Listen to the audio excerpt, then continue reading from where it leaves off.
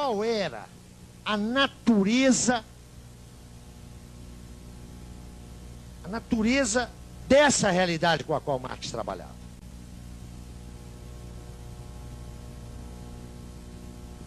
Marx dirá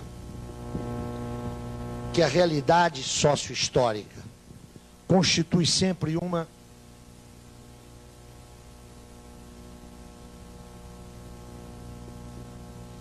totalidade.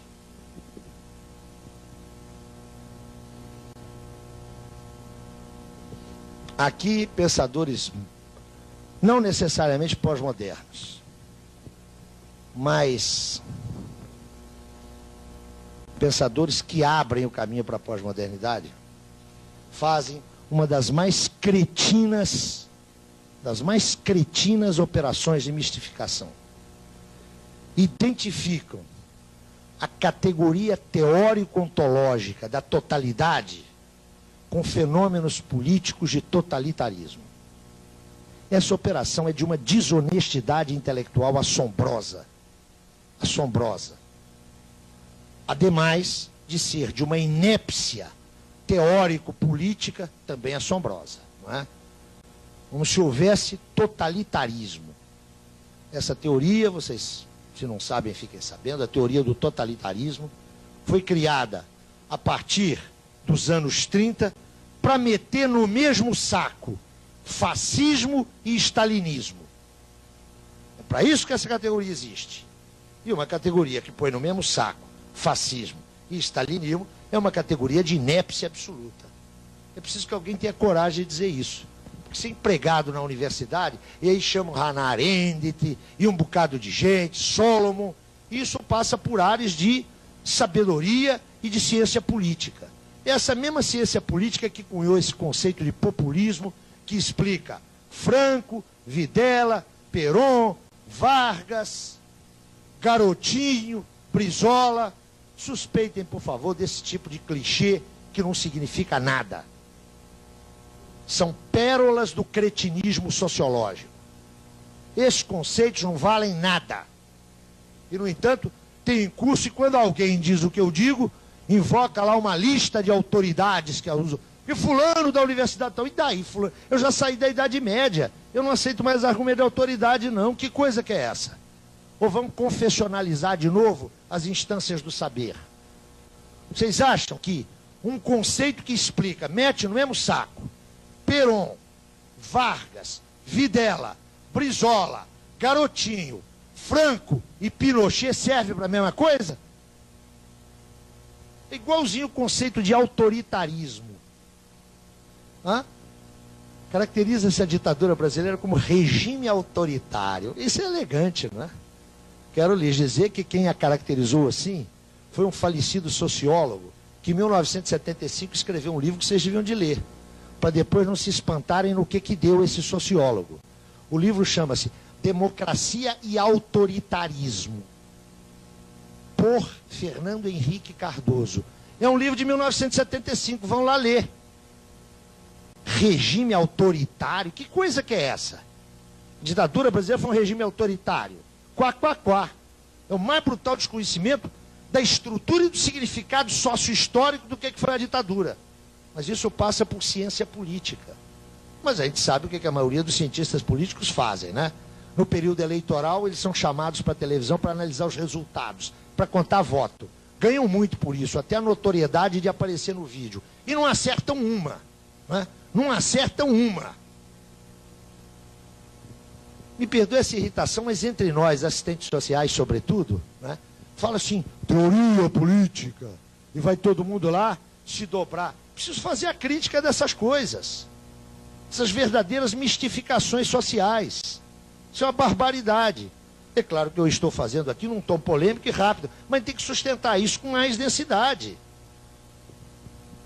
A operação é sinalizar que, como a tradição marxista e Marx tem a sua pedra de toque na categoria ontológica da totalidade, daí se transita rapidamente para os regimes totalitários. Seria ridículo se não tivesse graves implicações na formação intelectual das novas gerações. Isso seria, para a gente rir, não inspiraria mais do que um sorriso de piedade. Isso aqui é uma categoria que não é uma categoria política, é uma categoria teórico-ontológica. Para Marx, o caráter de totalidade da realidade sociohistórica não significa que se trata de um todo constituído por partes em interação funcional. Isso aí é o bom para alguns, chato para outros e inútil para mim, funcionalismo que vem de Durkheim e vai se condensar numa certa antropologia que encontrou em Radcliffe Brown, seu principal teórico, e fundamentalmente na sociologia acadêmica norte-americana pós-30. Para Marx, essa totalidade aqui, ó, é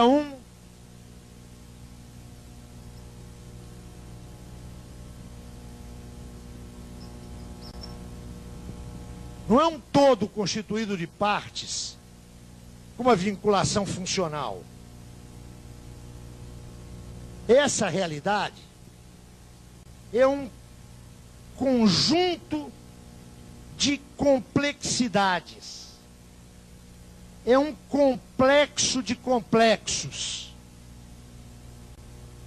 onde a menor unidade constitutiva é ela mesma de extrema complexidade. Eu brincava aqui outro dia falando, né, que está na moda aí em certos âmbitos, o pensamento da complexidade. Cada um come o prato que lhe parece mais apetecível. Isso não tem nenhuma novidade. A concepção de realidade de Marx, isso é formalizado sobretudo por Lukács, mas está lá no Marx, lembra muito a concepção hegeliana da história da filosofia. Hegel caracterizava lá a história da filosofia como um círculo constituído de círculos concêntricos.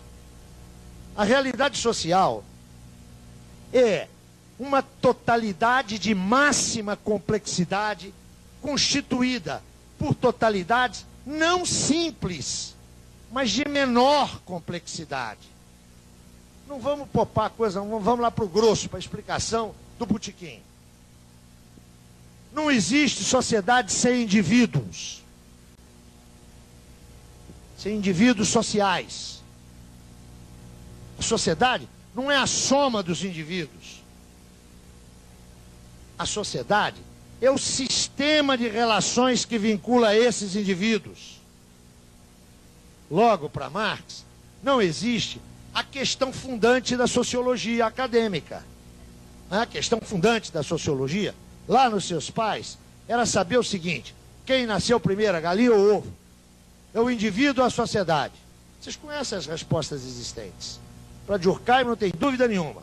Supremacia do coletivo, do social, sobre o individual. E tem gente que acha que essa é a resposta de Marx. Que em Marx há uma dominância do social sobre o individual. Onde é que está escrito isso? Marx começa o texto de 57 dizendo claramente o seguinte: não tem que discutir quem nasceu primeiro, a galinha ou o ovo, essa pergunta é inepta. Só existem indivíduos em sociedade.